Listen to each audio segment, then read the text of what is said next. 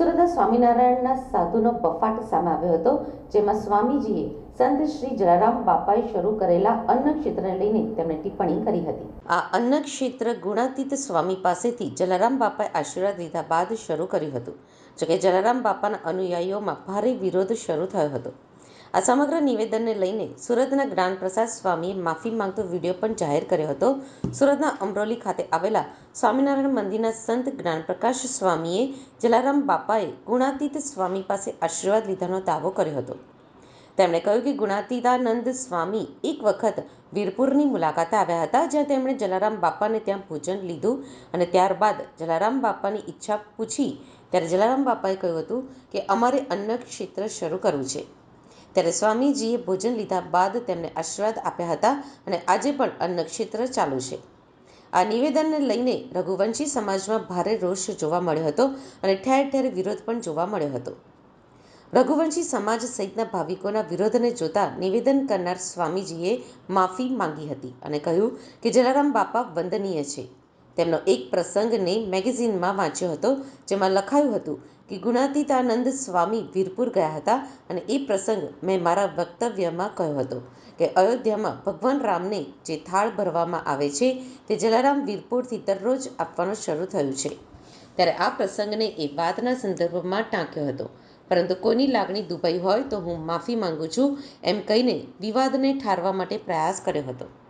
સાંભળો, સ્વામી વીરપુર પધારેલા. વીરપુર કોનું? જલારામનું વીરપુર. જલારામ બાપાનો ઇતિહાસ સ્વામિનારાયણ ભગવાનના સંત ગુણાતીતાનંદ સ્વામીને જોડાયેલો છે. જલારામ બાપા જુનાગઢમાં સ્વામિનારાયણ મંદિરમાં ઘણું રહ્યા અને ઘણી સેવા કરી. સ્વામીએ બહુ હેત. સ્વામી ગુણાતીતાનંદજી વીરપુર પધાર્યા. જલારામ ભગતે સમાચાર સાંભળ્યા કે સ્વામી આવ્યા છે, એટલે ખાસ સ્વામીને લેવાને માટે બોલાવવા માટે આવ્યા અને સ્વામી ત્યાં પધાર્યા. એની જગ્યામાં બેસાડ્યા. સ્વામી બહુ રાજી થયા. જલા ભગતે સ્વામીની પાસે આશીર્વાદ માંગ્યા કે સ્વામી, મારો એકમાત્ર લક્ષ્ય કે ઈચ્છા છે કે અહીંયા કાયમને માટે સદાવ્રત ચાલે અને જે કોઈ આવે એ બધાને અહીંયા પ્રસાદ મળે, ભોજન મળે, એવી મારી ઈચ્છા અને એવો મારો સંકલ્પ છે. ગુણાતીતાનંદ સ્વામી કે બહુ સારું, તો પેલા અમને તો જમાડો. સ્વામી કે અમને તો જમાડો. જલા ભગત બહુ રાજી થઈ ગયા અને બાપાએ સ્વામીને બાટી અને દાળ જમાડ્યા. આપણે કે દાળ બાટી. આપણી દાળ બાટીમાં ને એ દાળ બાટીમાં ફરક. હવે આપણી દાળ બાટી ફેન્સી થઈ ગઈ. એમાં જાત જાતની ડાળું પડે, એનો સરસ વઘાર પડે, બાટી પણ સરસ બિસ્કિટ જેવી બનાવવા માંડ્યા. એ વખતે દાળ બાટી બહુ સામાન્ય ખાણું કહેવાતું. દાળ બાટી સ્વામીને જમાડ્યા. સ્વામી બહુ રાજી થયા અને રાજી થઈને ગુણાતીતાનંદ સ્વામી કે જલા ભગત, તમારો સંકલ્પ ભગવાન પૂરો કરે અને કાયમને માટે તમારા ભંડાર અખૂટ રહેશે, જાઓ. આમ ગુણાતીતાનંદ સ્વામી આશીર્વાદ દીધા. આજે આપણે બધાએ એ જગ્યાને જોઈએ છીએ, જાણીએ છીએ કે સ્વામી ગુણાતીતાનંદજીએ આજથી 200 વર્ષ પહેલા જે આશીર્વાદ આપેલા, એ આશીર્વાદના ફળ રૂપે આજ દિવસ સુધી બહુ સારું કાર્ય, સમાજનું સારું કાર્ય થાય છે. અન્નદાન બહુ મોટું અપાય છે. તમને સાંભળીને પણ આનંદ થાય. અયોધ્યામાં રામલલાનું સ્થાપન થયું, એની પ્રતિષ્ઠા થઈ.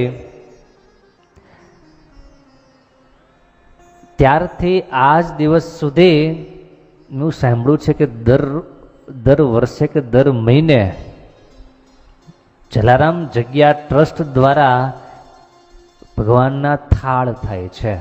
ભગવાનના થાળની સેવા થાય છે, એવું આપણે જાણ્યું છે. બહુ આનંદની વાત. આપણે ગુજરાતીઓ માટે સંત શિરોમણી જલારામ બાપાના ચરણોમાં સતસત વંદન સાથે મારી વાત રજૂ કરું છું. થોડા સમય પહેલાં એક બુકમાં આ પ્રસંગ મેં વાંચેલો અને એ જ પ્રસંગ લોકસત્તા જનસત્તા નામના એક મેગેઝિનમાં, પત્રમાં આ પ્રસંગ મેં વાંચેલો અને મને એવું લાગ્યું કે આમાં જલારામ બાપાની ખૂબ સારી વાત કરવામાં આવી છે. તો બાપાના મહિમા વિષયક આ વાત કરેલી, જલારામ બાપાના કાર્ય તેમજ અયોધ્યામાં જે બાપાનો સદાવ્રત ચાલે છે અને ભગવાનનો થાળ થાય છે એ અંતર્ગત વાત કરેલી. એમ છતાં કોઈ પણ સમાજને કે કોઈ પણ વ્યક્તિને મારી વાતે કરીને દિલ દુભાણું હોય તો સાચા દિલથી માફી માગું છું અને એ વિડીયો અમે તરત જ હટાવી લીધો છે.